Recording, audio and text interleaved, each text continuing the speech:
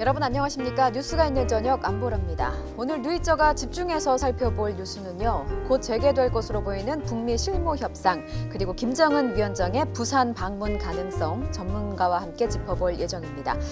그리고 아프리카 돼지열병 확산 우려가 큰 부분에 대해서도 전문가 인터뷰 준비되어 있습니다. 오늘도 방송에 참여하실 수 있습니다. 샵 0945번의 유료 문자, 유튜브 팟빵 댓글 열려 있습니다.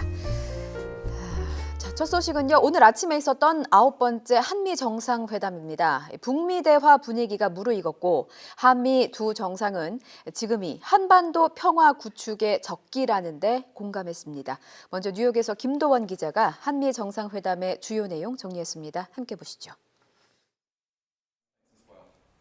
트럼프 대통령의 일정이 지연되면서 15분 늦게 시작된 9번째 한미 정상회담. 문 대통령은 3차 북미 정상회담에 대한 기대감으로 회담을 시작했습니다. 3차 북미 정상회담이 이루어지면 아마도 한반도의 역할의 새로운 질서가 만들어지는 아주 세계사를 대해주는 업적이 될 것이라고 믿습니다. 한미 정상은 최근 북한의 실무협상 재개 의지를 긍정적으로 평가하면서 비핵화와 평화 구축을 위한 좋은 기회가 왔다는 데 공감했습니다. 북미가 조기에 실무협상을 열어서 협상이 실질적인 진전을 이룰 수 있도록 하는 구체적인 의견을 교환했습니다. 트럼프 대통령이 볼턴 부장관 교체 이후 언급한 새로운 방식의 비핵화의 구체적인 내용에 대해선 설명이 없었다고 청와대는 밝혔습니다. 트럼프 대통령은 대신 북미 정상이 처음 만난 싱가포르에서 성공적인 정상회담을 가졌다고 평가하면서 가능성을 열어놨습니다. 싱가포르 합의의 주요 내용은 새로운 북미 관계 수립, 한반도 평화, 완전한 비핵화입니다. We actually signed an agreement in Singapore, and we actually had two very good meetings.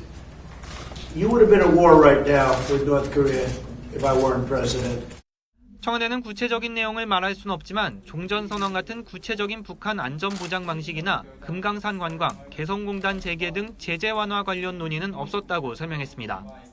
청와대가 회담 내용을 자세히 설명하지 않는 것은 비핵화 협상이 북한과 미국의 몫이기 때문이기도 합니다.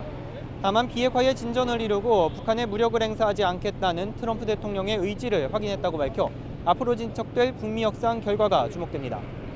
뉴욕에서 YTN 김도원입니다.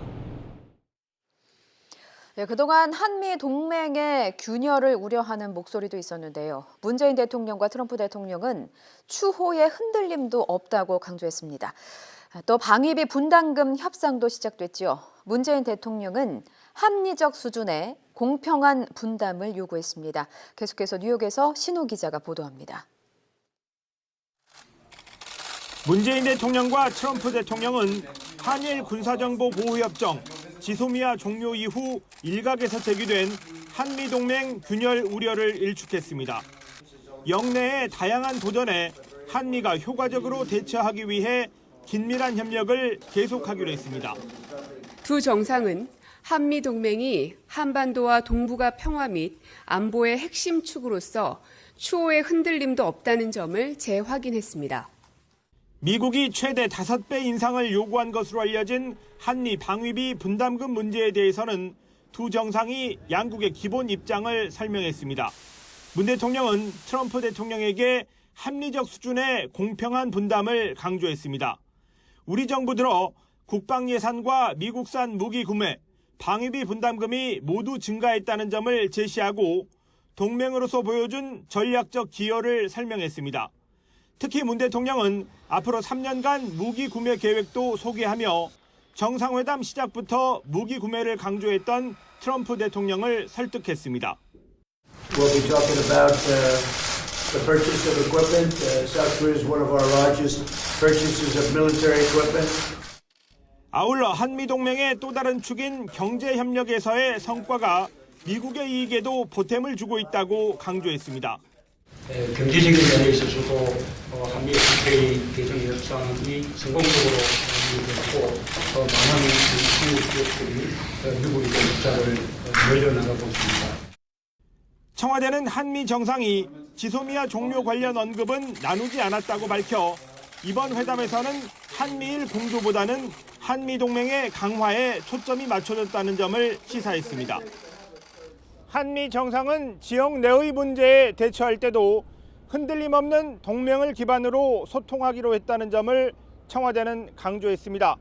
이제 막 시작된 한미 방위비 분담금 협상이 당분간 동맹의 핵심 이슈가 될 것으로 보입니다. 뉴욕에서 YTN 신호입니다.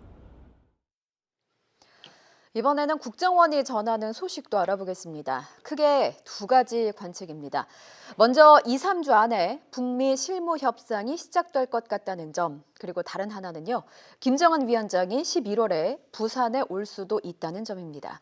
물론 전제는 북미 협상 성과가 있을 경우겠죠. 이 내용은 최민기 기자가 자세히 보도합니다. 현안 보고차 국회를 찾은 서훈 국가정보원장은 북미 대화 가능성에 대해 앞으로 2, 3주 안에 재개가 이뤄질 것으로 내다봤습니다. 특히 합의만 도출된다면 연내 제3차 북미 정상회담이 열릴 것이란 긍정적 전망도 덧붙였습니다. 실무 협상에서 합의가 도출될 경우 연내에도 3차 북미 정상회담이 열릴 수 있다고 예상했습니다. 국정원은 비핵화 협상 진전이 있어야 한다는 단서를 달긴 했지만 북한 김정은 국방위원장의 남한 답방 가능성도 거론했습니다. 김 위원장이 오는 11월 부산에서 열리는 한 아세안 특별정상회담 참석차 한국을 찾을 수 있다는 겁니다.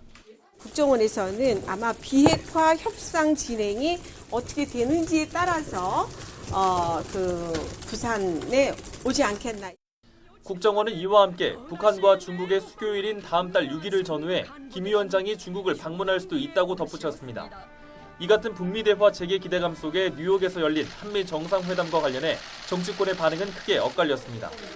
여당인 더불어민주당은 이번 회담이 한반도의 새 질서를 만드는 계기가 되길 바란다고 기대감을 드러냈습니다. 특히 한일 군사정보보호협정 종료 결정 이후 한미동맹 균열 우려를 완전히 불식하는 자리가 될 것이라는 데 방점을 찍었습니다. 한일 군사정보보호협정 종료 결정에 따른 한미동맹의 균열 우려도 완전하게 불식하는 자리가 될 것으로 기대합니다. 반면 자유한국당은 의미 있는 진전도, 발전도, 성과도 없는 맹탕 정상회담이라고 깎아내렸습니다. 트럼프 미국 대통령이 북한 미사일이 별일 아니라는데 과연 한미동맹이 튼튼한 게 맞느냐고 꼬집기도 했습니다. 결과가 내용이 없습니다. 한마디로 의미 있는 진전도, 발전도, 성과도 없는 맹탕 정상회담 아니었나. 바른미래당 역시 구체적인 성과도 없는 회담을 위한 회담이었다고 비판했지만 정의당과 민주평화당은 굳건한 한미동맹을 확인했다며 긍정적인 평가를 내놨습니다. YTN 최민기입니다. 한동대 국제지역학과 박원균 교수님 나와 계십니다. 좀 이모저모 자세하게 여쭤보죠. 어서 오십시오. 네, 안녕하세요. 예, 9번째 회담이었고 예정 시간을 넘겨서 65분 동안 대화를 나눴습니다. 네. 한미 정상회담 총평을 하신다면요. 보통 정상회담은 이제 두 가지로 우리가 볼 수 있죠. 예. 말 그대로 정상 간의 회담이니까 얼마나 형식적으로 잘 됐느냐고, 또 하나는 이제 내용도 물론 중요하지 않겠습니까? 예. 트럼프 대통령 등장해서 이 형식이 중요해진 것이 트럼프 대통령이 워낙 돌발 행위를 많이 합니다. 예. 그러니까 지난 4월 11일 한미 그 정상회담이 있었죠, 워싱턴. 그때도 뭐 우리가 사전에 전혀 계획되지 않았는데 기자들을 불러다가 계속 얘기를 하는 바람에 예. 전체적으로 정상회담 시간이 매우 줄어드는 이제 그런 일종의 어려움이 있었고요. 예. 그럼 꼭 문 대통령뿐만 아니라 전 세계의 이 정상을 상대로 굉장히 돌출 행위, 이상한 행동을 좀 많이 했었죠.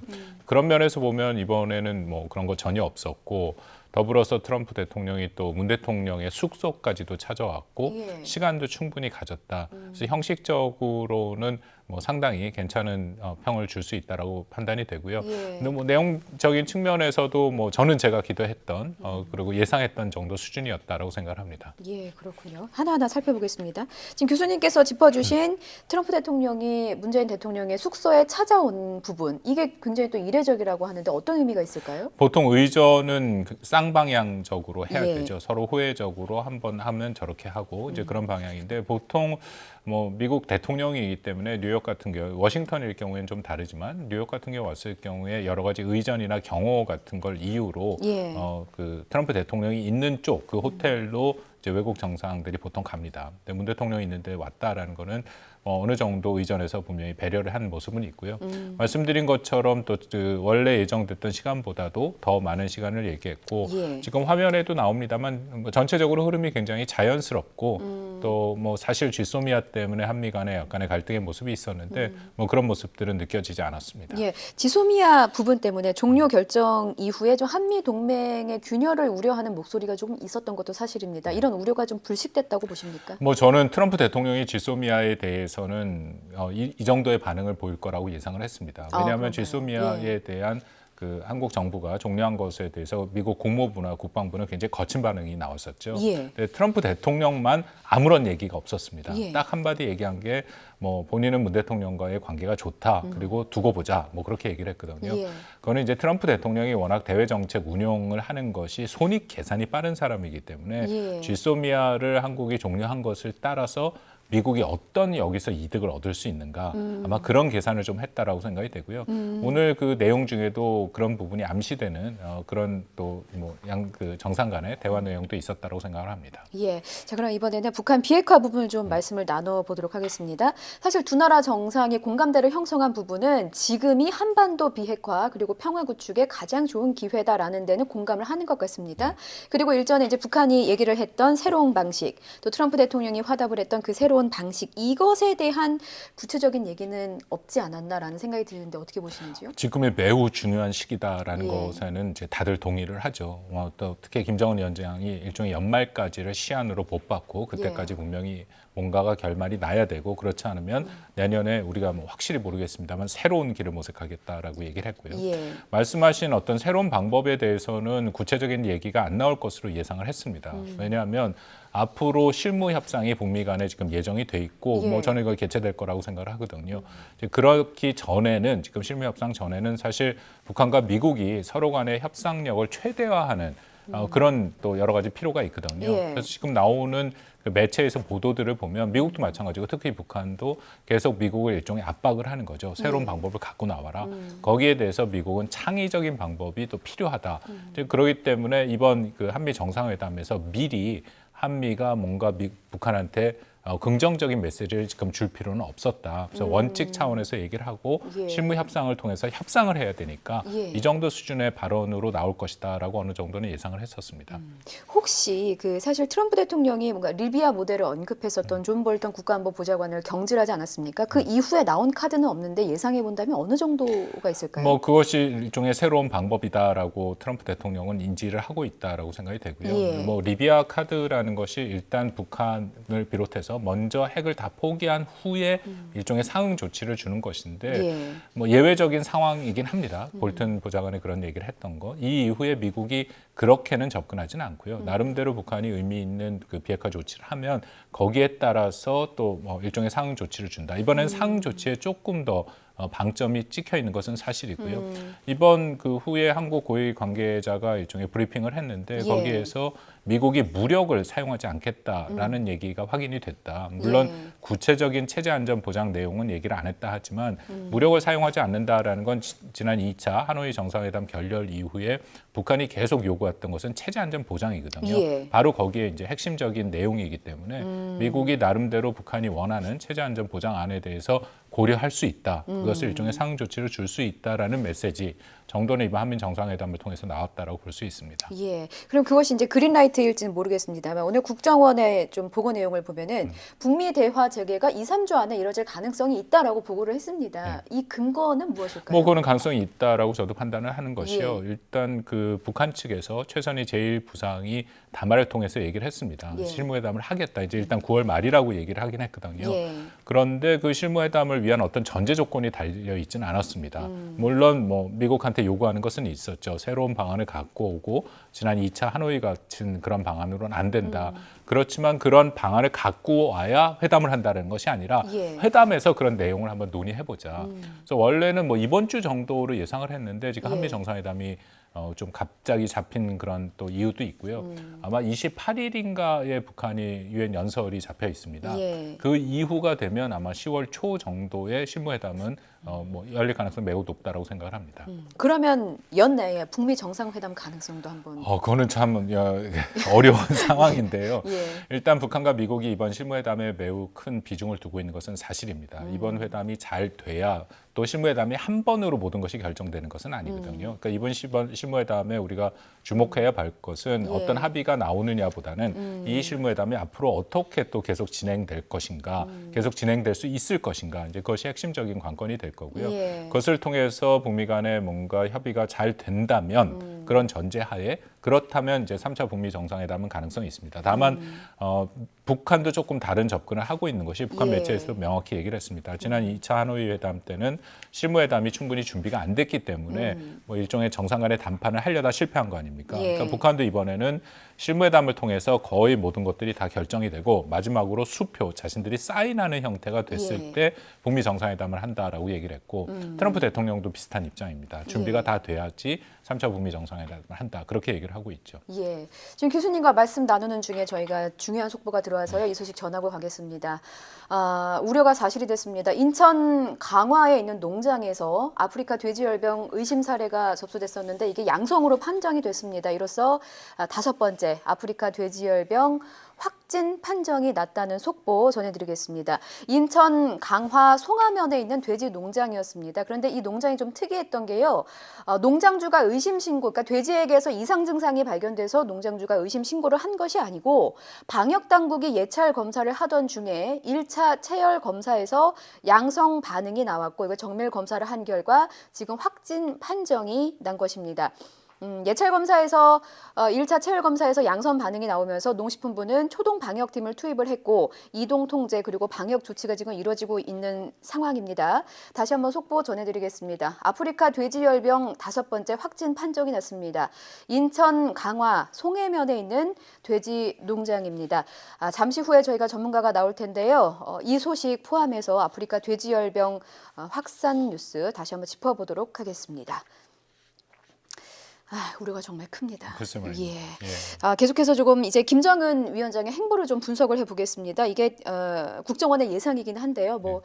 교수님께서 생각하시는 게 11월에 부산에서 한 아세안 특별정상회담이 열리는데 여기에 김정은 위원장이 참석할 가능성도 있다라는 깜짝 발언이 나왔습니다. 어떻게 평가하시는지요? 그렇게 쉽지는 않을 것 같습니다. 그러기 위해서 많은 전제가 충족이 돼야 되는데요. 예. 일단 10월 달에 실무협상이 예정대로 열려야 되고 예. 또 실무협상이 한 번뿐만 아니라 계속되는 실무협상에서 뭔가 협의가 도출돼서 거의 합의에 이르러야 되고요. 예. 물론 3차 북미 정상회담이 반드시 돼야 그 후에 김정은 위원장이 11월 달에 부산으로 올 수 있는 것은 아닙니다. 예. 그럼에도 거의 북미 간의 합의가 이뤄진 상태가 와야 그다음에 북한이 한국과의 관계를 다시 정상화할 가능성이 있거든요. 그러니까 말씀드린 것처럼 굉장히 많은 전제가 있어야 되고 그리고 예. 사실상 시간이 그렇게 많지는 않습니다. 북한과의 이 북한 비핵화 문제는 굉장히 복잡한 문제이기 때문에 실무협상이 한두 번 갖고 안 되고 이번엔 뭔가 결과를 하려면 상당한 시간이 필요하거든요. 여전히 북한과 미국 사이에 입장차도 있고 그렇게 되기를 바라는 정부의 입장은 있지만 글쎄요, 제가 틀릴 수도 있습니다. 예. 근데 현실적으로 특히 이제 이게 국정원에서 나온 거니까 제가 갖지 않은 어떤 정보를 갖고 얘기를 할 수도 있지만 제 판단에는 녹록하지는 않을 것이라고 생각합니다. 사실 이제 가능성이긴 합니다만 부산까지 김정은 위원장이 골인을 하려면 사실 넘어야 할 허들이 많다 정도로 교수님께서 지금 짚어주신 것으로 하고요. 더불어서 예. 원래 지난 9월달에 9월달에 평양 선언에서 평양 예. 회담에서 약속을 했죠. 서울 답방이 약속이 됐기 때문에 예. 아마 국정원에서는 그 연장선상에서 지금 얘기를 하고 있다라고 판단이 됩니다. 서울 답방이 무산됐을 때 김정은 위원장도 이제 뭔가 회신을 보내서 좀 아쉽다라는 반응을 또 내보이지 않았습니까? 근데 그것은 전체적으로 지금 남북 관계가 다 예. 경색돼 있고 예. 남북 관계에 대해서 전혀 북한이 반응을 안 하고 있는 그런 상황이기 때문에 그것은 여전히 이제 북한의 입장에서는 북미 간의 비핵화 협상의 우선순위를 두고 북미 간의 관계가 잘 돼야 거기에 따라서 남북 관계를 풀겠다라는 그런 의도가 있는 것이거든요. 예. 그러니까 그런 전반적으로 볼 때 11월은 좀 빠르다라는 생각을 하고 있습니다. 예, 미래는 아무도 예측할 수 없으니까요. 이런 역사적인 빅 이벤트가 실제로 부산에서 이루어질지는 좀 지켜봐야 할 것 같습니다. 자, 그런가 하면 트럼프 대통령의 발언 아까 좀 언급해 주신 부분이기도 한데요. 내가 대통령이 아니었다면 우리는 북한과 전쟁을 벌이고 있을 수도 있다라는 발언이 또 나와서 이게 화제가 되고 있습니다. 좀 해석을 해 주셔야겠습니다. 뭐 사실 이번 처음은 아니고요. 예. 트럼프 대통령이 이런 발언을 굉장히 많이 하죠. 특히 본인의 이제 재선을 위한 유세를 가면 늘 이런 얘기를 합니다. 자기가 예. 대통령이 아니었고 특히 이전에 오바마 행정부를 비판을 하면서 예. 그랬다면은 벌써 전쟁이 났을 것이다. 자기가 김정은 위원장과의 좋은 관계를 통해서 또 협상을 잘했기 때문에 북한과의 관계가 지금 좋다라고 얘기를 하죠. 예. 뭐 트럼프 대통령의 일관적인 메시지입니다. 이것은 일종의 대내용, 그러니까 미국 국내용으로 보시면 되고요. 재선을 앞두고 북한 문제에 대해서 나름대로 관리를 하고 있다.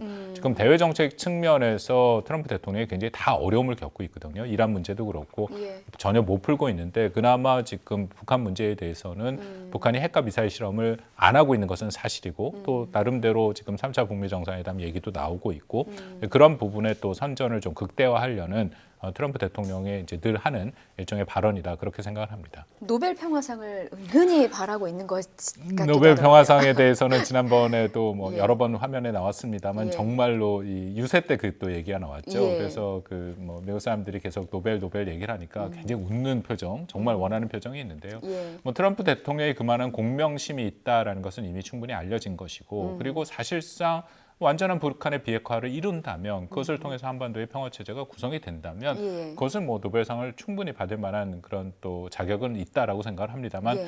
글쎄요 뭐 거기까지는 우리가 좀 기다려봐야겠죠. 예. 트럼프 대통령의 또 다른 발언, 공개적으로 한 발언입니다. 한국은 미국의 최대 군사 장비 구매국 중에 하나라는 발언이 있었습니다. 구매하라고 압박하는 겁니까? 근데 이것도 어느 정도 예상을 했고 우리 정부도 대비를 했다라고 생각이 되거든요. 모두 발언에서 나왔습니다. 예. 이번에 한미 정상회담의 핵심 의제 중에 하나는 당연히 이제 북한 비핵화 문제가 있었지만 더불어서 미국에서는 트럼프 대통령의 방위비 분담 협상 오늘부터 시작을 했습니다. 예. 그것에 대한 한국의 압박을 할 것이다라고 충분히 예상을 했고요. 아니나 다를까 모두 발언에 지금 나온 것처럼 한국이 미국의 최대 군사 장비 구매국이다. 예. 근데 저거는 사실은 좀 틀렸습니다. 2015년까지가 최대로 우리가 많이 미국 무기를 산 것은 맞고요. 그 후부터는 이제 사우디아라비아가 더 많이 사고 있는 그런 상황이죠. 거기에 덧붙여서 우리 대통령도 앞으로 3년간의 무기 구매 에 관련된 것을 트럼프 대통령한테 얘기를 했다. 이것은 전반적으로 방위비 분담 협상이 이번에 굉장히 어려운 협상이 예상되고 있습니다. 특히 트럼프 대통령이 방위비 분담을 동맹국한테 더 받겠다라는 것은 일종의 대선 공약이거든요. 직접 챙기는 사안이죠. 예. 그렇기 때문에 우리 입장에서는 어떻게든지 트럼프 대통령을 공략해서 트럼프 대통령을 설득하는 작업이 중요하기 때문에 우리 정부가 이제 그런 것들을 다 준비해 갖고 또 트럼프 대통령한테 가장 효과적으로 전달할 수 있는 것은 딱 한 장짜리로 우리가 무기를 구매하고 또 이제 대미 투자도 기업인들 예. 나오지 않았습니까? 예. 그것을 통해서 미국 내 얼마만큼 일자리를 만들어 줄 수 있는가, 일자리가 창출되는가, 이제 그런 게 트럼프 대통령한테는 효과적으로 전달이 된다면 우리가 방위비 분담 협상을 좀 잘 풀어갈 수 있는 여지가 있지요. 예, 그 말씀하신 방위비 분담금 협상과 관련해서 미국 측이 요구하는 규모가 구체적으로 어느 정도가 되는 겁니까? 지금 우리가 내고 있는 것이 10억 달러 좀 안 됩니다. 예. 원화로 1조 389억 정도 되는데요. 예. 지금 알려진 것에 의하면 미국이 48억 달러가 총 비용이다라고 얘기를 합니다. 물론 그럼 한 6조 정도 되니까 예. 지금보다 한 5배 이상이 되는 거죠.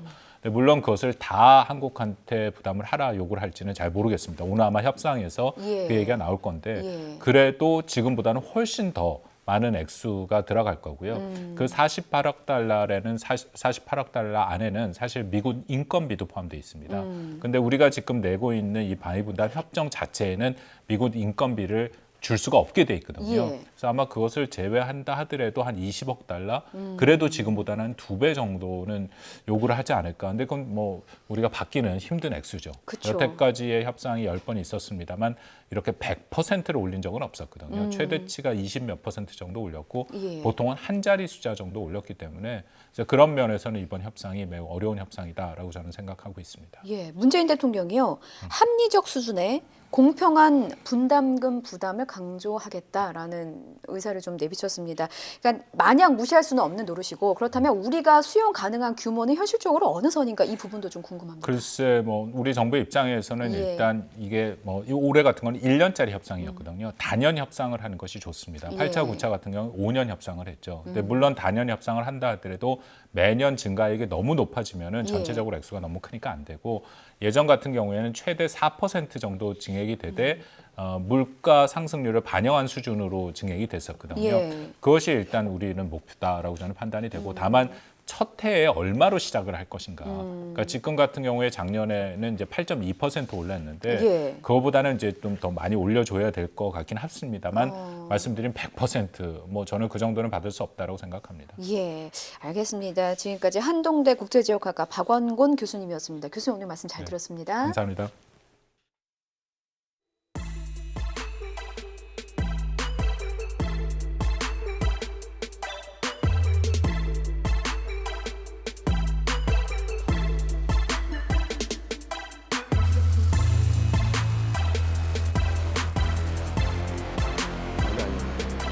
그냥 주민 같은.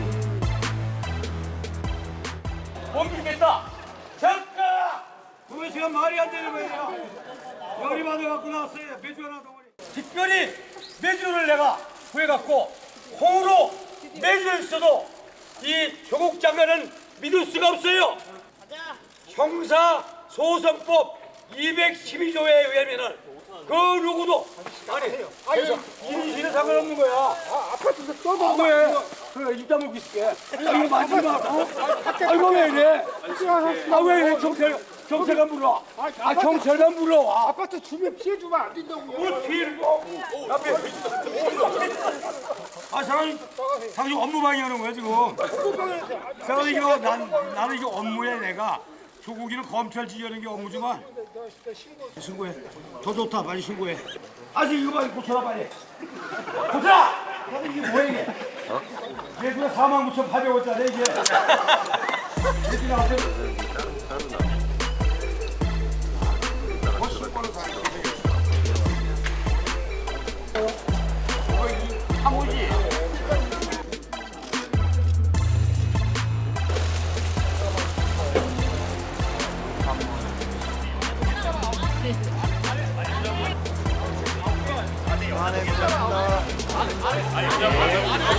안에 라이든 여자분. 어린 여자분 어디요? 라이든 여자분. 돈은 누가 줬어요? 돈은 누가 줬어요? 아들이랑 딸도 있어요. 사장님 돈 누가 줬어요? 아들 몇 명 있어요? 네, 매주도 나오고 자장면도 나오고 오늘 인터넷을 달군 단어들입니다. 11시간에 걸친 이례적인 압수수색에 인터넷에는 후폭풍이 몰아쳤습니다. 짜장면으로 능멸했다면서 검찰 사무실로 짜장면 배달을 시키는 누리꾼도 속출했다고 합니다. 논란이 커지자 검찰도 이례적으로 신속하게 해명했습니다. 추가로 영장을 발부받았기 때문이다. 밥값은 따로 냈다. 이 음식 배달 경위까지 설명했습니다. 조성호 기자입니다. 검찰 수사팀이 조국 장관 자택에서 압수한 자료가 담긴 상자를 들고 승합차에 올라탑니다. 오늘 압수수색은 어떤 의미로 진행하신 겁니까? 압수수색이 진행되는 동안 자택 앞은 조 장관 수사를 놓고 찬반 구호가 맞섰습니다. 수사팀은 배달 음식으로 끼니를 때우며 11시간 동안 압수수색을 벌였습니다. 가정집에 대한 장시간 압수수색에 먼지떨이 수사, 짜장면 압수수색이란 비아냥까지 나오자 검찰이 공식 해명에 나섰습니다. 검찰 관계자는 조 장관 가족 요청에 따라 변호인들이 올 때까지 기다렸다가 압수수색을 진행했다고 밝혔습니다. 이후 변호사가 꼼꼼하게 압수수색 범위에 대한 이의를 제기했고 두 차례에 걸쳐 법원으로부터 추가 영장을 발부받느라 시간이 길어졌다고 덧붙였습니다. 배달 음식을 주문해 시간을 끌었다거나 금고 압수를 위해 기술자를 불렀다는 주장도 사실이 아니라고 일축했습니다. 조 장관 가족이 수사팀에 함께 식사할 것을 권유해 한식을 주문했고 비용은 별도로 냈다고 설명했습니다. 피의 사실 유포 논란 속에 침묵을 지키던 검찰이 해명에 나선 것은 현직 장관 부인 소환을 앞두고 불필요한 오해를 차단하려는 의도로 풀이됩니다.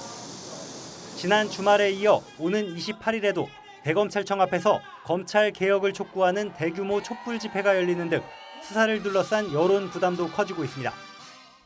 검찰은 압수수색에 대한 확대 해석을 경계하면서도 수사를 위해 불가피한 과정이란 입장입니다. 그럼에도 불구하고 사상 초유의 현직 법무장관 수사를 둘러싼 파장은 계속될 전망입니다. YTN 조성호입니다. 네, 그럼 11시간의 압수수색에서 무엇이 나왔는가? 사실 이 부분이 제일 핵심이죠. 조국 장관의 자택 PC에서 딸, 단국대 교수 아들에 이어서 또 다른 학생의 서울대 인턴 증명서가 발견된 것으로 전해졌습니다. 박석영 기자의 보도 보시겠습니다. 검찰은 조국 장관 부부 자산관리인이자 증권사 직원인 김모 씨로부터 자택 PC 하드드라이브를 이미 제출받았습니다. 이 하드드라이브에서 검찰은 서울대 공익인권법센터 인턴 증명서 파일을 확보했습니다. 인턴 품앗이 의혹이 제기된 조 장관 딸과 단국대 장영표 교수 아들이 각각 고등학생 시절 받은 겁니다. 그런데 여기에 또 다른 법조인의 아들이 고교 시절 발급받은 서울대 인턴 증명서가 추가로 발견된 것으로 전해졌습니다. 해당 법조인은 조 장관과 대학 동기로 미국 유학을 함께 다녀온 변호사로 추정됩니다. 이 변호사는 YTN과의 통화에서 조 장관 가족과 가까이 지낸 것은 사실이라고 말했습니다. 또 아들이 외고를 다니면서 여러 인턴을 한 것은 사실이지만 서울대 인턴 증명서 발급 여부에 대해서는 아는 바가 없다고 설명했습니다. 앞서 서울대 공익인권법센터는 조 장관 청문회를 앞두고 지난 2007년부터 2012년까지 고등학생 인턴을 받은 적이 없다고 국회에 회신했습니다. 2007년부터 2012년까지 6년간 고등학생이 인턴을 활동을 한 적이 있느냐, 그리고 했다면 그 인턴 증명서 발급 사실이 있느냐 했습니다. 해당 시기에 고등학생을 포함한 인턴 자료는 전혀 없다. 검찰은 이 인턴 증명서들이 허위거나 위조일 가능성이 유력하다고 보고 수사에 속도를 내고 있습니다. 반면 조 장관은 여전히 자녀 인턴 경력에 문제가 없다는 입장을 고수하고 있고 서울대 공익인권법센터 인턴십 관련 서류를 제가 만들었다는 오늘 보도는 정말 악의적입니다. 법적 조치를 취할 것을 심각하게 고민하고 있습니다. 사문서 위조 혐의로 이미 재판에 넘겨진 부인 정경심 교수는 오히려 검찰이 사건 기록 열람과 복사를 거부해 방어권을 침해받고 있다고 반발하기도 했습니다. 조 장관 자택까지 압수수색해 허위 인턴 관련 추가 자료를 확보한 검찰은 조 장관 부부가 증명서 발급 과정에 관여한 정황을 밝히는데 주력할 방침입니다. YTN 박석영입니다. 여의도의 평가는 극과 극입니다. 여당은 검찰을 피의사실 공표죄로 고발하겠다는 카드를 꺼냈고요. 한국당은 수사가 탄탄하다, 혐의도 상당 부분 소명된 거다 큰 소리치고 있습니다. 이런 가운데 정의당은 국회의원 자녀들의 입시 비리 의혹도 모두 조사하자고 제안했습니다. 보도에 조은지 기자입니다.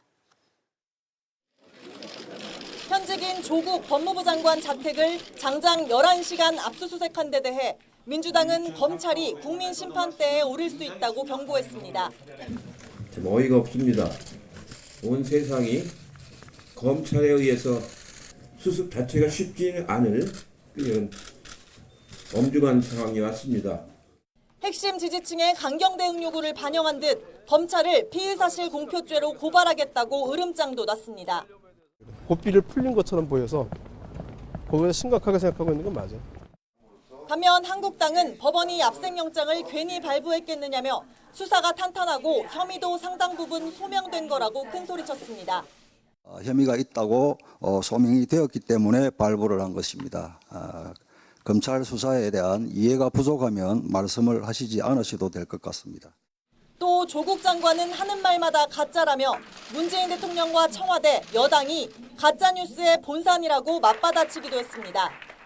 사실 문재인 정권은 태생부터 여론 조작 혐의를 받고 있습니다.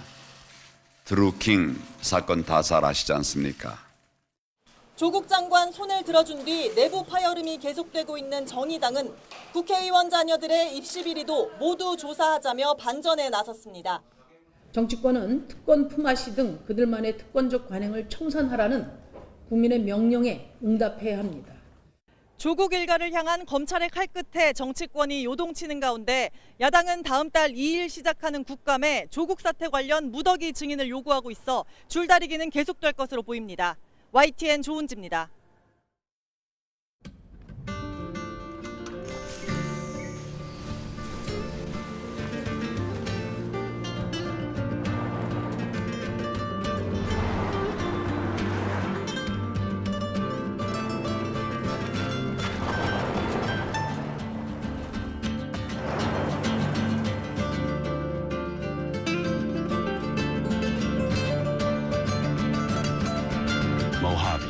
the master.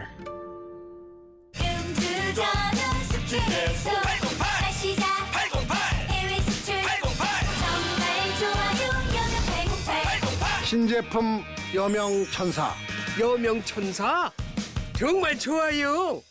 신용을 지키지 않는 사람들로 빛을 잃어가는 우리의 사회. 고려 신용정보가 밝히겠습니다.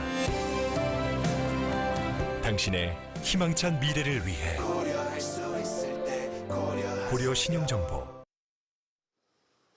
뉴스가 있는 저녁 함께하고 계십니다. 인천 강화군에서 5번째 아프리카 돼지열병 발생이 확인됐습니다. 오늘 오후 정부 방역대책회의에서 중점 관리 지역이 경기, 강화, 인천시 전체로 확대되긴 했지만 지금까지 강화는 6개 중점 관리 지역에 포함되어 있지 않았기 때문에 확산에 대한 긴장을 늦출 수 없습니다. 취재 기자 연결하겠습니다. 김주한 기자. 네, 김주한입니다. 예, 의심 사례가 결국은 확진으로 판명됐군요. 네, 그렇습니다. 인천 강화군 돼지농장의 돼지가 아프리카 돼지열병 바이러스에 감염된 것으로 최종 확인됐습니다.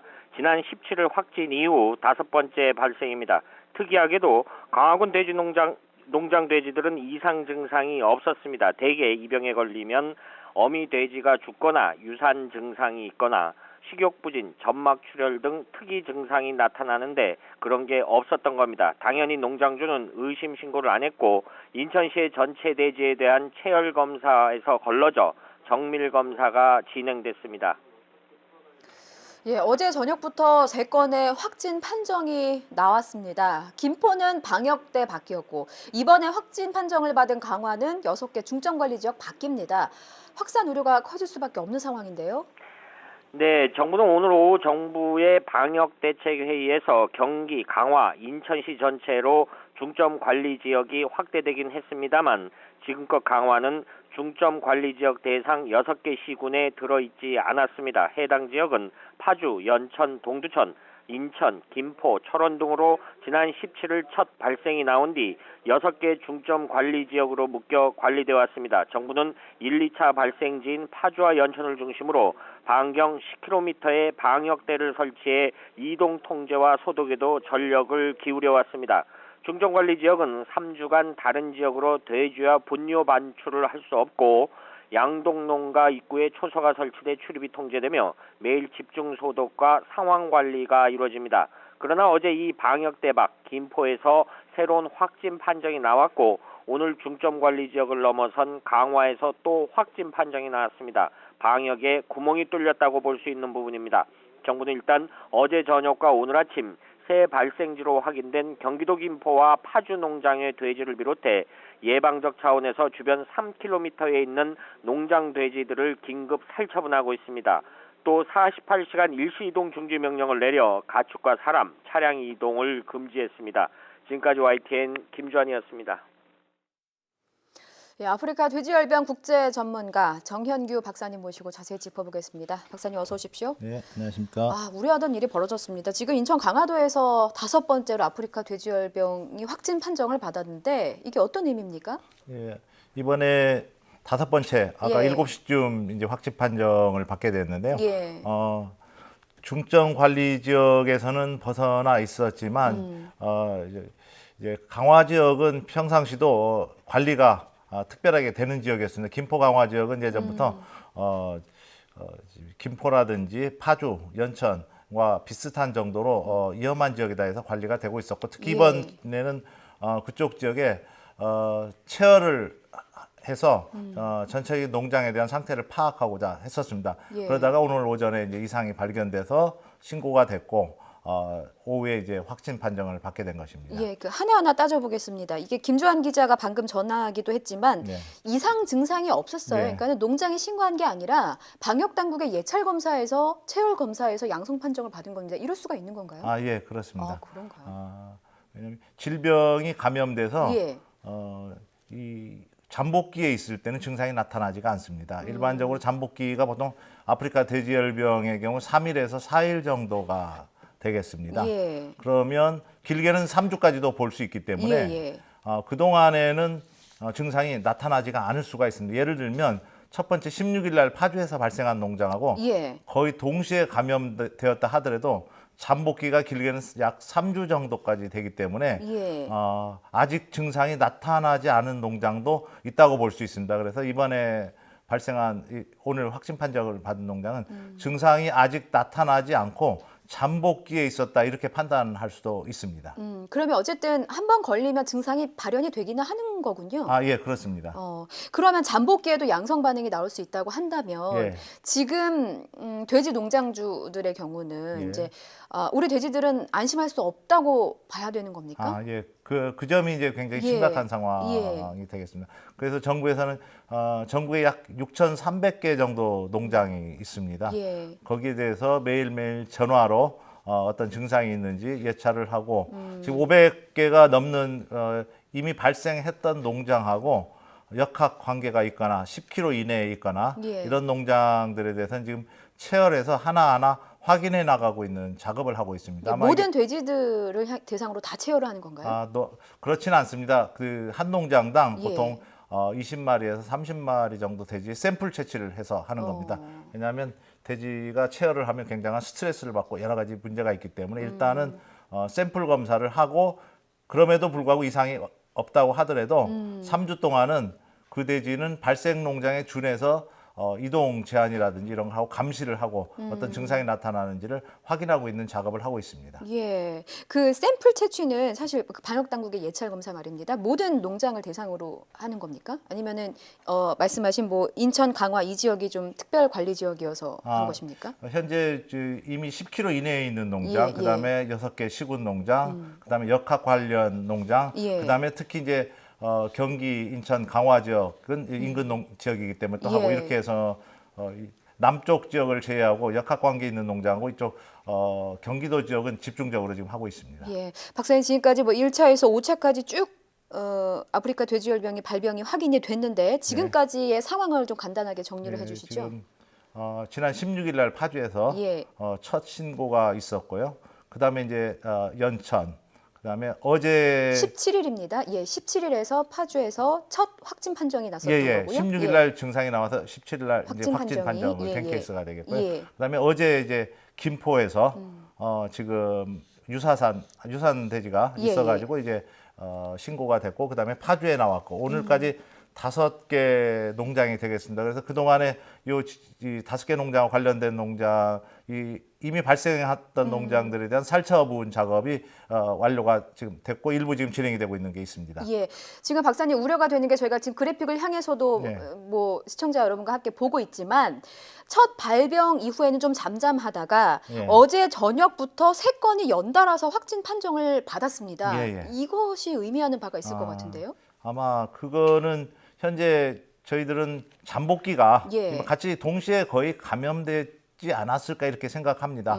왜냐하면 여러 가지 지역적인 상황, 그다음에 잠복기가 3주까지 된다는 상황에서 약 일주 이내에 첫 신고 농장으로부터 거의 1주 정도 사이에 이렇게 발생했다는 건 거의 동시에 감염됐다고 판단할 수가 있습니다. 예. 그래서 이 정도 되면 이런 경우에 아프리카 돼지열병의 경우에는 보통 여러 개 농장이 감염됐을 때 첫 예. 농장이 나오고 약 급성형인 경우에는 보통 1주 정도가 고비고 그때 신고가 많이 들어오고 증상이 나온다 이렇게 지금 판단을 하고 있기 때문에 그게 일반적인 사례입니다. 물론 길게는 3주까지도 되겠지만 아마 그 시기 안에 지금 포함된 농장들일 거다 이렇게 지금 생각을 하고 있습니다. 그럼 말씀하신 대로 치면은 지금 이번 주가 일단 고비가 되는 것이고 다음 주까지는 더 지켜봐야 하는 상황인 것이고. 예, 첫 발생 농장, 첫 증상이 예, 나온 예. 농장으로부터 약 길게는 3주인데 3주, 예. 물론 이제 그 농장이 언제 감염된자에 따라 조금 틀리겠지만 어쨌든 2주까지가 고비가 되겠고 길게는 예. 3주까지 기다려봐야 여러 가지 상황을 파악을 할 수가 있습니다. 예, 동시 감염 가능성을 좀 짚어주셨는데 그렇다면 이 감염 원인이지 않겠습니까? 예. 지금 일각에서는 차량이 좀 의심이 되는 것 같습니다.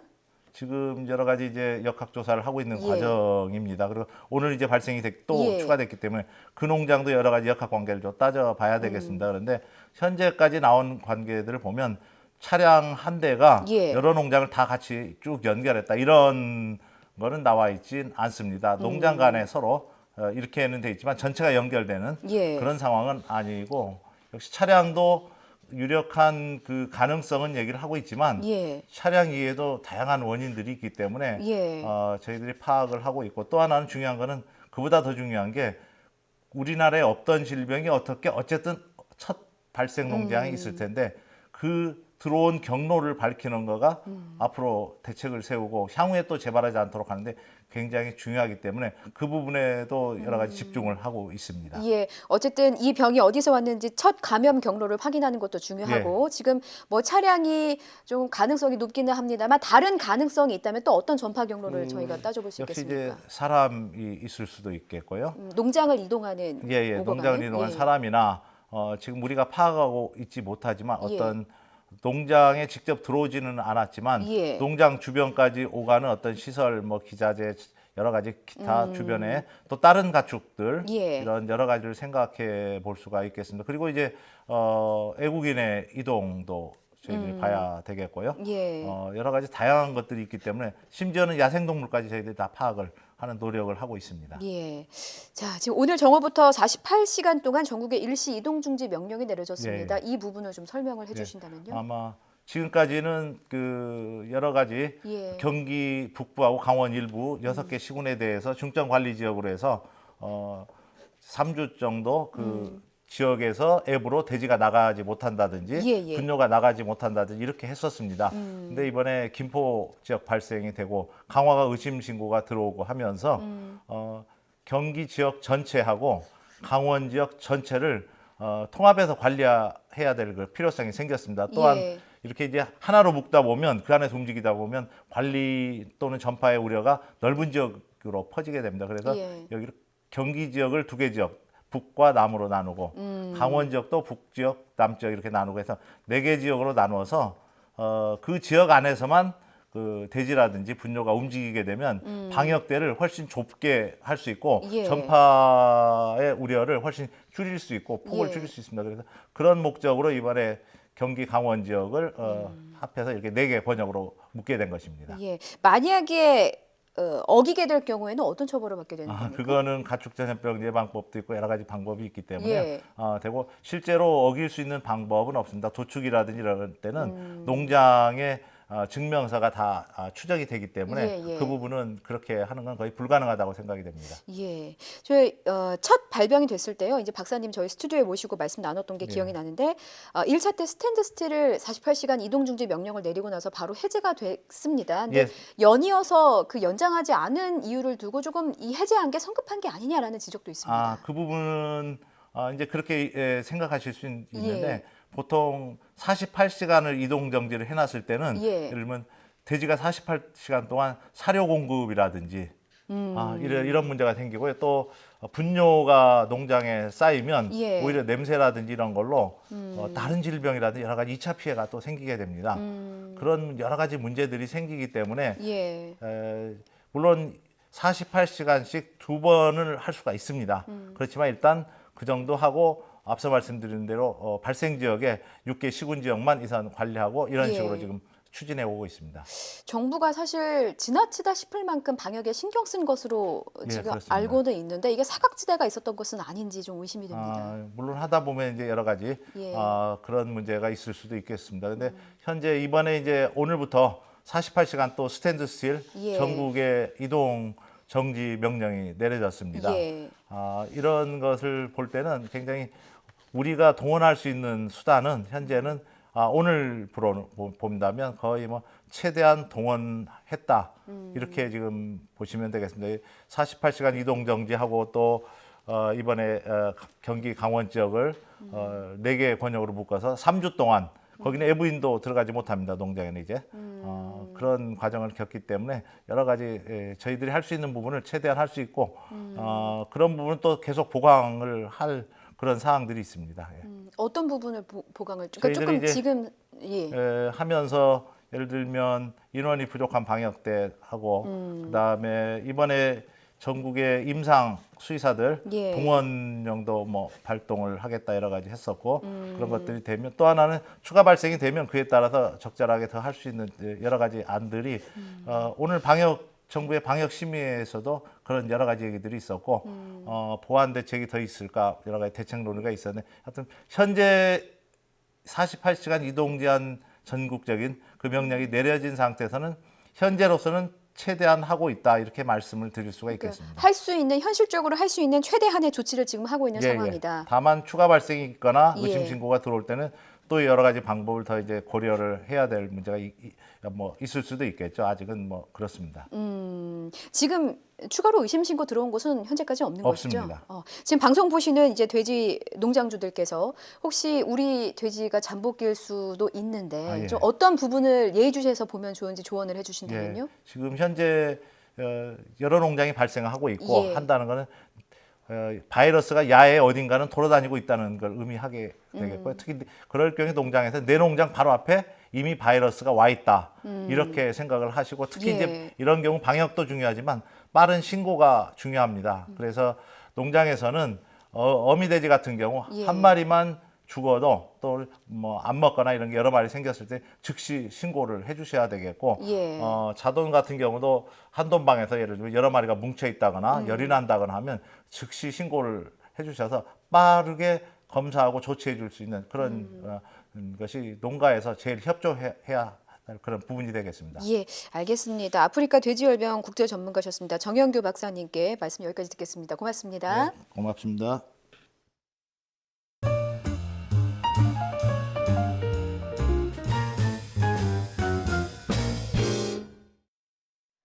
예, 펑 소리와 함께 시작된 불이 김포 요양병원을 덮쳐서 2명이 숨지고 수십 명이 다쳤습니다.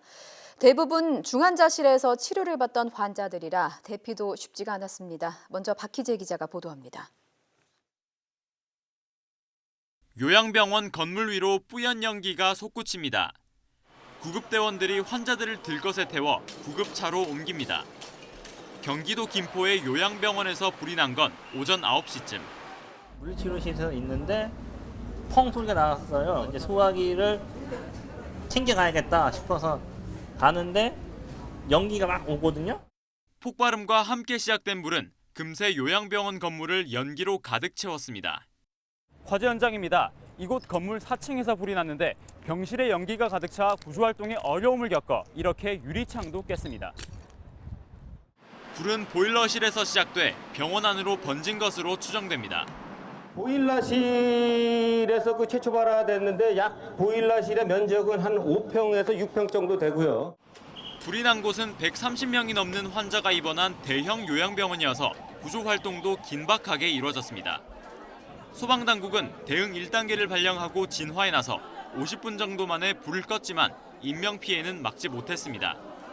2명이 숨졌고 부상자 40여 명 가운데는 중상자도 여럿 있었습니다.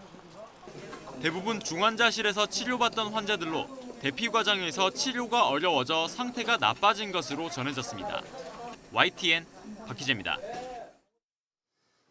100명이 넘는 환자가 있었습니다. 사설 구급차에 군인들까지 총동원됐습니다만 워낙 거동이 불편한 어르신들이 많아서 구조가 어려웠습니다. 이어서 송재인 기자입니다.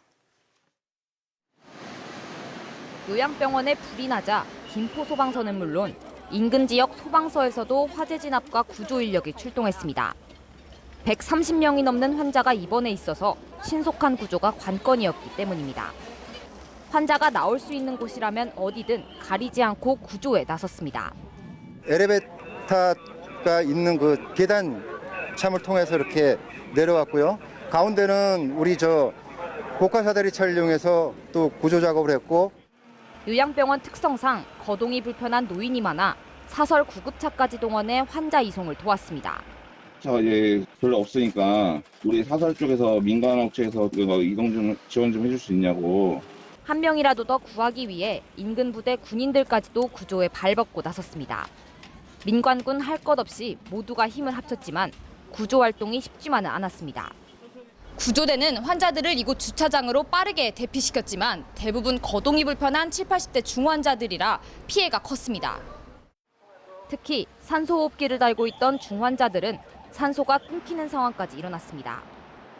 집중치료실에 총 8분이 계셨었는데요. 집중치료실에서 지금 치료를 받고 있는 상태인데 2분은 치료를 받으시다 이제 돌아가신 거로. 신속한 구조 활동에도 불구하고 적지 않은 인명 피해가 발생하면서 안타까움이 커지고 있습니다. YTN 송재인입니다.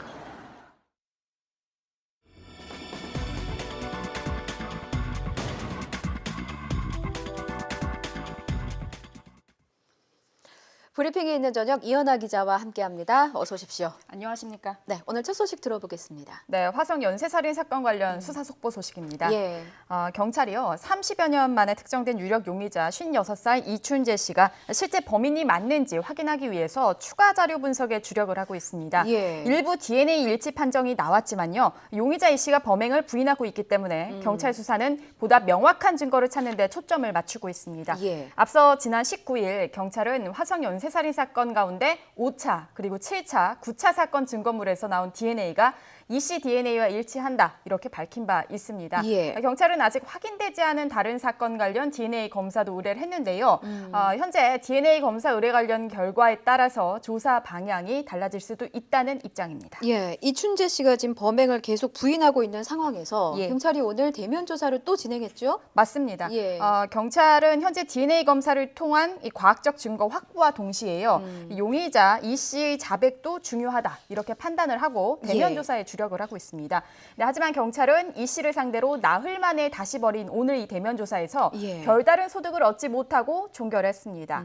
오늘 진행된 4차 대면 조사에서요. 이 씨는 화성 사건과 자신이 무관하다는 기존 입장을 유지한 것으로 알려졌습니다. 예. 앞서 지난 3차 대면 조사에서도 같은 취지로 진술하면서 혐의를 전면 부인한 바 있습니다. 예. 또 이번 조사에는요. 예. 2009년 여성 연쇄살인 사건 피의자였던 강호순의 어. 심리 분석을 맡았던 프로파일러도 투입이 됐습니다. 강호순의 자백을 이끌어냈던 예, 그 맞습니다. 프로파일러 말씀이시죠?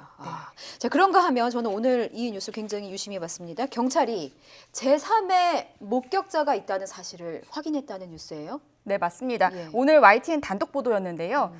경찰이 당시 화성 사건 목격자로 알려진 버스 운전기사와 안내양 외에 예. 제3 목격자가 있었던 것을 확인하고 신병 확보에 나선 겁니다. 어떤 인물입니까? 예, 제3 목격자는요. 예. 1990년, 그러니까 9차 사건 당시에 41살 전모 씨인데요. 차를 타고 가다가 사건 현장 인근에서 피해 중학생과 대화를 나누고 있던 양복 차림 용의자를 목격한 것으로 알려졌습니다. 그래서 이제 경찰은 7차 사건 목격자 버스 안내양 엄모 씨에 대해서는 신원 파악 후 협조를 받아서 조사를 나선다 이런 계획을 세우고 있고요. 예. 또 동시에 뭐 과거 서류 분석 작업 그리고 행적 증거 수집 등을 진행한다는 방침입니다. 예. 그런데 일각에서는 사실 이번 사건 수사가 이렇게 쉽지만은 않다 이런 목소리가 좀 높은 것 같습니다. 이유가 뭘까요? 네, 일단 경찰 입장에서 보면 이번 수사는 매우 어려운 상황, 쉽지 않은 상황이다 이렇게 예. 풀이가 되어지는데요. 예. 왜 그러냐면 일반적으로 수사는 형사적 처벌을 전제로 진행하는 것이고 또 과학적 증거가 나왔다면 사실 이 피의자의 혐의 인정 여부와는 상관이 없습니다. 예. 기소를 통해서 재판을 진행할 수가 있죠. 예. 하지만 이번 사건은 공소시효 종료로 처벌할 수 없는 상황이고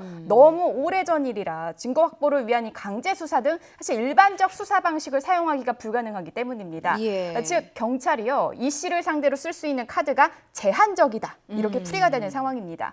따라서 지금 상황에서 이 진실을 규명하기 위해서는 당사자의 자백이 무엇보다 중요한데 예. 이 씨는 가석방을 염두에 두고서 모범수 생활을 하는 등 사실 자백할 가능성은 또 희박한 상황입니다. 그렇군요. 다음 소식도 들어보겠습니다. 어떤 뉴스입니까? 네, 해외 원정 도박 의혹을 받고 있는 가수 승리 관련된 경찰 수사 소식입니다. 예. 오늘 오전이었습니다. 가수 승리가요 서울지방경찰청 지능범죄수사대 피의자 신분으로 출석해서 2차 소환 조사를 받았습니다. 관련해서 현장 모습 직접 보시겠습니다. 불법 환치기 의혹은 지금 부인하시나요? 환치기로 도박자금 마련하신 거 아니세요? 상습 도박은 지금 부인하고 계신 건지. 네, 뭐 보시는 것처럼요. 예. 사실 취재진이 많은 질문을 했는데 예. 아무런 답변을 하지 않고 굳은 표정으로 조사실로 들어갔습니다. 그렇군요. 이 관련 혐의에 대해서 지금 승리만 조사를 받고 있는 상황이 아닌 것이죠? 네, 맞습니다. 예. 승리의 전 소속사 대표인 그 양현석 전 그 YG 대표도 같은 혐의로 입건이 돼서 지난달 29일 경찰 조사를 받은 바 있습니다. 예. 이들은요 미국 라스베가스 호텔 카지노에서 이제 도박을 하고 미국에서 달러를 빌려서 국내에서 원화로 갚는 이른바 환치기 수법으로 도박 자금을 조달한 혐의를 받고 있습니다. 정확한 혐의명 일부만 좀 말씀을 드리면 상습 도박 혐의, 그리고 외국환거래법 위반 혐의 등입니다. 경찰은 오늘 승리에 대한 2차 소환 조사를 진행했고요. 양 전 대표에 대한 2차 소환 조사를 조만간 진행할 방침입니다. 이들은 같은 혐의를 받고 있지만 사실 동시에 소환 조사를 실시하진 않고 있는 모습인데요. 이에 대해서 전문가들은 이제 동시 소환 조사보다 진술을 조작할 가능성을 최소화시키고 또 조사 과정 속에서 심리적 압박 질문이 가능한 효과가 있다, 이렇게 설명하고 있습니다. 그렇군요. 승리와 양현석 전 대표 모두가 받고 있는 그 상습 도박 혐의와 관련해서요. 기준이 어떤 겁니까? 네, 일단은 이 도박은 일시적 오락과 도박으로 먼저 좀 나눠서 볼 수가 있는데요. 취재 결과 이제 법원에서 판단하는 기준이 되는 근거들이 뭐냐면 연령, 직업, 재산, 도박 장소 이런 게 됩니다. 그래서 위 기준들을 근거로 해서 일시 오락 수준이냐 이러면 도박죄를 물을 수가 없습니다. 그렇다면은 이제 양 전 대표와 승리의 혐의인 상습 도박을 좀 살펴보겠는데요. 도박죄와 상습 도박죄를 나누는 객관적인 구체적 기준 현행법에서는 없습니다. 그래서 현장에서 좀 모호하다 이런 얘기도 있는데요. 상습 도박의 경우는 법원에서 판단을 할 때 도박 액수, 방법, 기간, 횟수, 그리고 가담 경위 등을 종합적으로 고려해서 상습성을 결정하고 있습니다. 이번 사건 관련해서 좀 말씀을 드리면은 경찰 수사 과정에서 양 전 대표의 경우 카지노에서 5년간 한 번에 수천만 원을 돈을 주고서 11차례 정도 칩을 바꿨고, 승리의 경우는 같은 카지노에서 4번 방문해 수십억 원의 판돈을 사용한 관련 정보를 입수한 것으로 알려진 상황입니다. 그렇다면 이것과 관련한 수사의 핵심은 무엇이라고 보십니까? 일단은 경찰이 확보한 자료인데요. 미국 재무부를 통해서 받은 자료가 하나 있습니다. 바로 라스베가스 MGM 호텔 카지노 관련 자료인데 이걸 바탕으로 해서 혐의를 입증하는 것이 중요합니다. 관련 자료 속에는요, 양 전 대표와 그리고 승리의 칩 구매, 그리고 판 기록이 모두 담겨 있는 것으로 알려져 있습니다. 이 부분 관련해서 현장에서는 이제 운이 좋았다 이런 평가도 나오고 있는데요. 왜요? 왜냐하면 사실 카지노가 이 관련 자료를 넘겨줄 때 자체 영업을 하기가 어려워질 수도 있기 때문인데 마침 미국 재무부 차원에서 이 자료를 먼저 확보했고 그래서 우리 그 경찰에게 넘겨졌기 때문입니다. 이제 판돈 송금 내역 여부, 그리고 이 부분이 사실 YG 미국 법인 계좌 자료 등에 대한 분석과 관계자 진술 부분과 연결지어서 굉장히 중요한 부분인데요. 앞서 경찰은 YG 미국 법인 자금이 도박판에 흘러갔을 가능성을 확인할 경우 횡령 혐의 수사도 불가피하다 이렇게 입장을 밝히고요. 또 의혹이 있으면 별건 수사를 진행하겠다라고 말한 바 있습니다. 알겠습니다. 여기까지 듣겠습니다. 이현아 기자였습니다. 감사합니다.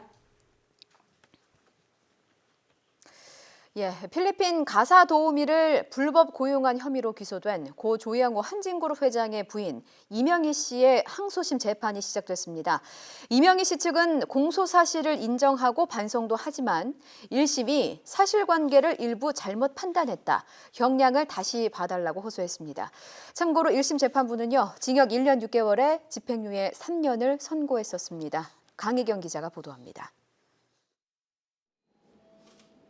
이명희 씨가 항소심 재판에 출석하기 위해 법원의 모습을 드러냈습니다. 필리핀 가사도우미 불법 고용 혐의로 1심 선고를 받은 지 2달 반 만입니다. 이 씨는 항소심을 앞둔 입장을 묻는 취재진을 외면한 채 아무 말 없이 법정으로 향했습니다. 1심에서 징역형 선고됐는데 혹시 항소심 어떻게 임할 계획이신가요? 1심에서 혐의를 줄곧 부인하다가 마지막에 입장을 바꾼 이 씨 측은 항소심에서도 깊게 반성하고 공소 사실을 모두 인정한다고 밝혔습니다. 다만 1심 일부 판단이 사실과 다르게 부정적으로 평가됐다며 억울함을 호소했습니다. 한진그룹 관계자들에게 구체적 지침을 내리며 가사도우미를 요청한 게 아니라 평생 주부로 살아 세상 돌아가는 것을 몰라 아는 사람에게 부탁한 것뿐이라고 주장했습니다. 회사 돈으로 월급을 줬다는 것도 오해고 가사도우미가 필리핀으로 돌아간 건 불법이란 걸 알고 놀라서 그만두게 한 것이라고 해명했습니다. 그러면서 사실관계를 다시 살펴보고 이를 토대로 양형을 한 번 더 검토해달라고 호소했습니다. 재판부는 피고인 측이 신청한 증인에 대해 다음 달 22일 신문을 진행한 뒤 심리를 마무리할 계획입니다. 앞서 이 씨는 1심에서 혐의 대부분이 유죄로 인정돼 검찰 구형량보다 높은 징역 1년 6개월의 집행유예 3년을 선고받았습니다. 함께 기소된 조현아 전 대한항공 부사장은 징역 1년에 집행유예 2년을 선고받았지만 항소하지 않아 형이 확정됐습니다. YTN 강희경입니다.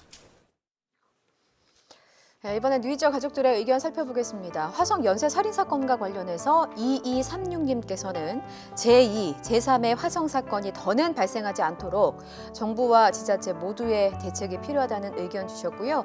또 한미 정상회담과 관련해서 2813님, 한미 정상회담을 통해서 좋은 결과 나오길 기도하신다고, 남북 통일이 되려면 독일의 사례를 배워야 한다, 이런 조언도 주셨습니다. 전국 관련한 뉴스 많은 의견들 들어왔는데요. 유튜브에서 들어온 의견 중심으로 살펴보겠습니다. 김대현님, 검찰 총동원했음에도 조국 장관을 기소 못한다면 대한민국 검찰 정말 무능한 것이다, 라는 의견 주셨고요. 유튜브에서 남푸른 하늘님께서는요, 국민의 손으로 선출한 국회를 언제까지 검찰 손에 맡기려고 하십니까? 국회 스스로가 정치의식 개혁을 하시길 바란다, 라는 일침도 주셨군요. 정치 5개월 혁명투사님께서는요, 언제까지 국민의 눈을 가리고 속일 겁니까? 각 당부터 새롭게 다시 개혁해야 합니다, 라는 의견 주셨네요. 오늘은 정치권을 향한 쓴소리가 조금 많았습니다. 의견 주신 분들 모두 감사드리고요. 이어서 음악이 있는 저녁, 치즈에 돌아가자 준비했습니다. 저는 내일 저녁에 다시 찾아뵙겠습니다. 여러분 고맙습니다.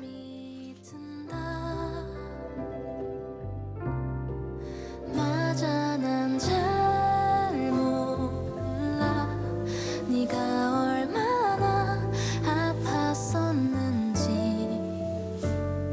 알고 싶었지만